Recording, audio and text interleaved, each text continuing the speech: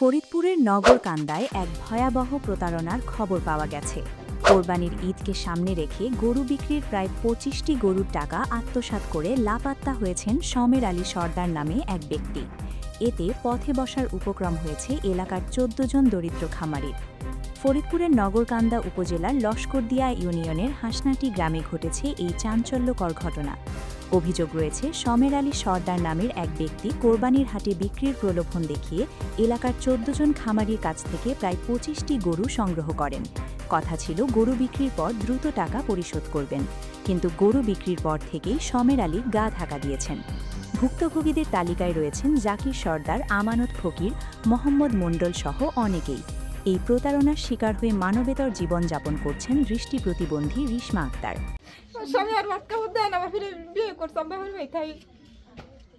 গরু পালছে কি আপনি? আমি পালছি, গাছ লাগাইছিলাম, লাগাইলে গাছ ওই করি যখন মাথা মাথায় নিছি তখন কইছি কার গরু পালবো না আমি, তাহলে আমার গরু বেশি না।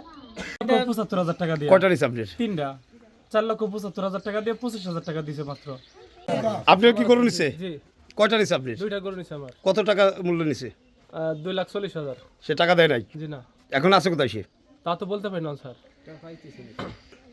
আমার হলো তিনটা ৫.৫ লাখ টাকা নিয়া উদাহ গেছে, এবার গরু লিছে বিশ্বাস গেছে, এবার এসে টাকা টুকে দিছে, এবার ওই বিশ্বাসের টাকা দেওয়া হয়েছে।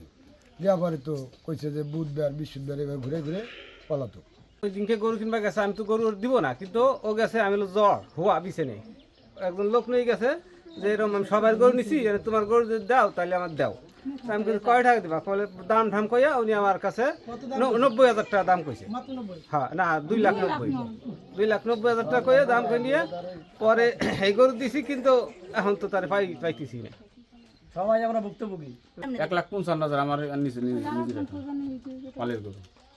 আমরা চাইতেছি এই লোক হাজির হবে। আমার এই লোক আমি জিজ্ঞাসা করছি, চাচা টাকা দিবা? বললো রবিবারে দিবা চাইছে টাকা। এই যে গত রবিবারে নিয়ম হচ্ছে রবিবারে এসে তোমার টাকা দেবো। হ্যাঁ, আমারও গরু নিছে দুইটা। আপনার কাকি? আপনার কত দুইটা? আমি এরা হলো ৪ ভাই, এদের ৪ ভাই, এদের বড় ভাইও আমাদের কাছ থেকে প্রায় ২৫-৩০ লাখ টাকা নিয়ে চলে গেছে। আমারও ২ লাখ টাকা আছে জায়গা, মানে আমরা একসাথে বেড়াইতাম। এরা কইছে যে ৫০,০০০ টাকা দাও, তোমার লোন করে দেওয়া লাগছে। ওর কাছ থেকে ২০,০০০, ওর কাছ থেকে ২ লাখ, ওর কাছ থেকে ১ লাখ, মানে আমাইয়া প্রায় ৩০ লাখ টাকা নিয়ে গেছে। এর ভেতরে তাদের কাছে আসলে তারা কয় কি টাকাটা আস্তে আস্তে দেবে না। এ পর্যন্ত মনে করেন আজকে ৪ বছর ৪.৫ বছর তারা এ পর্যন্ত দেওয়ার পার নাই। এদের গাছ জেন্ডাও ছিল, স্টাম্প আছে, কাগজ আছে, সব আছে, তারপরেও তারা এরা মনে করেন কোনো উদ্যোগ নেয় না। এই ৪ বছর ধরে এর বড় ভাই পলাই চলে গেছে। ঠিক আছে, এই পক্ষে ৪ ভাই, বড় ভাই চলে গেছে পলাই, আবার তার মেজো ভাই যে কামালো। ঘটনাটা হলো, আমরা তো মনে করেন সবাই জুদা, কেউ একসাথে না, যার যার মতো সে খায়, তারটা সে খায়, আমাদেরটা আমরা খাই। এখন সে গত বছরও আমি বাহিরে ছিলাম, তখন সে গরু নিয়ে গেছে, আইসে সবাই টাকা পয়সা দিছে, এই করছে। এবারও সে ওইভাবেই কারে ধরে আনছে না ধরে আনছে আমাদের কাছে বলে নাই। গরু ঠুরু আনছে সবার কাছ থেকে। এখন সে বলছে যে চিটাগাং যাওয়া লাগবে। বলে কিসের জন্য? যে আমি গরু নিয়ে যাব, সাথে তোমরা কিসের হিসেবে যাবা? তা আমরা বলছি যে আমি এবার আর কি যাইতে চাইছিলাম না, যে আমার শরীর ভালো না। পরে তারপরে সে বলল যে না, যাওয়া লাগবে। ওই যে আমানত কাকা এইটি বললো যে ভাই হয়তো যাইয়া তুমি যতটুকু কষ্ট করবে আর একজন তো এতটুকু করবে না। এই কথা বলার পর গেছি সাথে, ৫ জন যেভাবে গেছে আমরা ওইভাবেই গেছি। এখন আপনার ভাই কোথায় আছে? গরু তো নিছিলেন? হ্যাঁ, গরু পরে সে নিয়ে গেছে, কিছু বিক্রি করেছে আর কিছু দেশে নিয়ে আসছিল গরু। আসার পর তারা মনে করেন যে যারা গরু দিছে তারা আসছিল, বলছে যে টাকার জন্য। এখন সে সবাইরে বলছে যে গরু তো বিক্রি হয় না, গরু বিক্রি করে সবাই টাকা দিয়ে দেবো। সে গরুগুলো কাছে কোথায়?